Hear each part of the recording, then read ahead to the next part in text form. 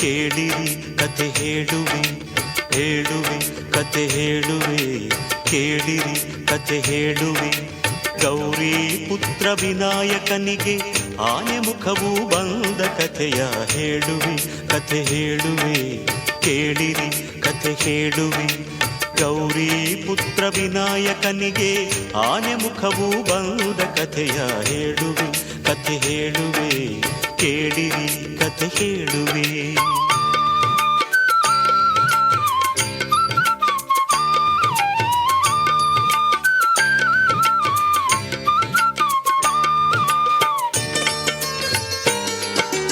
ಒಂದು ದಿನ ಪಾರ್ವತಿಯು ಸ್ನಾನ ಗೃಹಕ್ಕೆ ಹೊರಟಳು.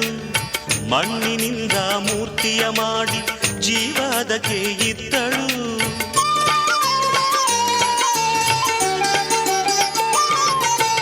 ಒಂದು ದಿನ ಪಾರ್ವತಿಯು ಸ್ನಾನ ಗೃಹಕ್ಕೆ ಹೊರಟಳು. ಮಣ್ಣಿನಿಂದ ಮೂರ್ತಿಯ ಮಾಡಿ ಜೀವದಕ್ಕೆ ಇದ್ದಳು. ಅಮ್ಮ ನಿನ್ನ ಆಜ್ಞೆಯೇನು ಎಂದು ಕೇಳಿ ಕಂದನು. ಅಮ್ಮ ನಿನ್ನ ಆಜ್ಞೆಯೇನು ಎಂದು ಕೇಳಿ ಕಂದನು. ಕಾವಲಿರು ಎಂದಳು ಗೌರಿ ಒಲವಿಂದ, ಕಾವಲಿರು ಎಂದಳು ಗೌರಿ ಒಲವಿಂದ. ಹೇಳುವೆ ಕತೆ ಹೇಳುವೆ, ಕೇಳಿರಿ ಕತೆ ಹೇಳುವೆ. ಗೌರಿ ಪುತ್ರ ವಿನಾಯಕನಿಗೆ ಆನೆ ಮುಖವು ಬಂದ ಕಥೆಯ ಹೇಳುವೆ, ಕತೆ ಹೇಳುವೆ, ಕೇಳಿರಿ ಕತೆ ಹೇಳುವೆ.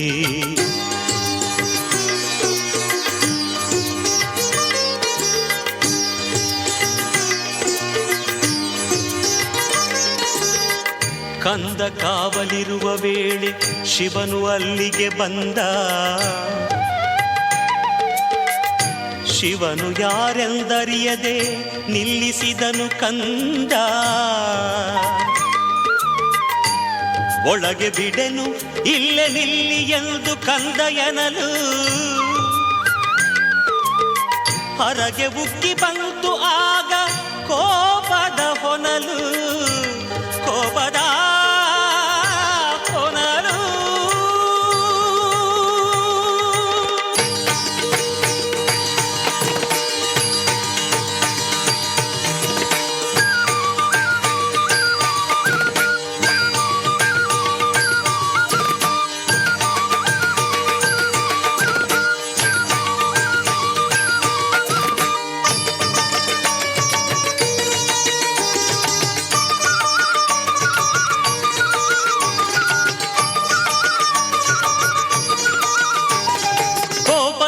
ಶೂಲ ತೆಗೆದು ನಿಂತನು ತ್ರಿಪುರಾರಿ. ಕಂದನ ತಲೆ ಕತ್ತರಿಸಿದ ಕಾಮ ಸಂಹಾರಿ. ಶಬ್ದ ಕೇಳಿ ಒಳಗಿನಿಂದ ಓಡಿ ಬಂದಳು ಗೌರಿ.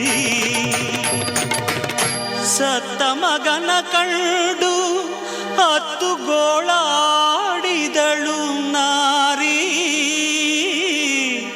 ಸತ್ತ ಮಗನ ಕಂಡು ಹತ್ತು ಗೋಳಾಡಿದಳು ನಾರಿ.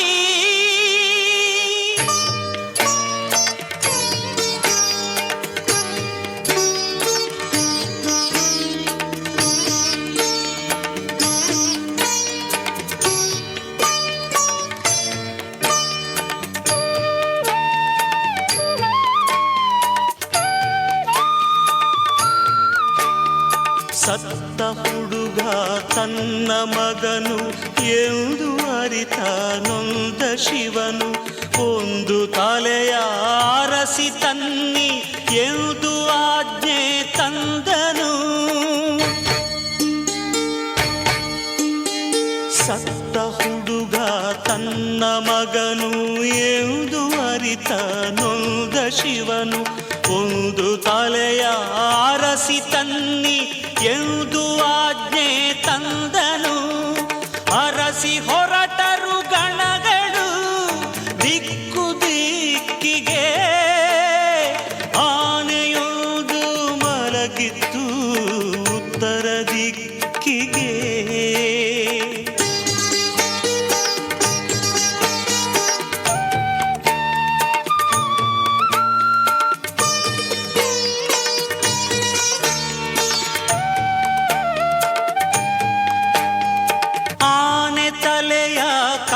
ಕರೆಸಿ ಶಿವನ ಬಳಿಗೆ ತಂದರು. ಅದನು ಮಗನ ದೇಹಕ್ಕಿಟ್ಟು ಜೀವ ತಂದನು ದೇವನು. ಜೀವ ತುಂಬಿದ ಕಂದ ತಂದೆಗೆ ವಂದನೆಗೈದನು. ಸಂತಸದೆ ಮಗನ ತಬ್ಬಿ ಅವಗೆ ವರವಾಯಿತ್ತನು. ಸಂತಸದೆ ಮಗನ ತಬ್ಬಿ ಅವಗೆ ವರವಾಯಿತ್ತನು.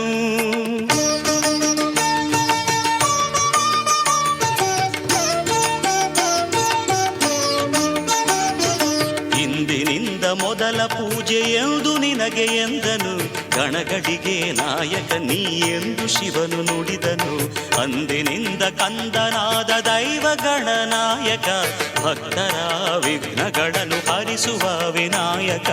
ಭಕ್ತರ ವಿಘ್ನಗಳನ್ನು ಹರಿಸುವ ವಿನಾಯಕ. ಭಕ್ತರ ವಿಘ್ನಗಳನ್ನು ಹರಿಸುವ ವಿನಾಯಕ.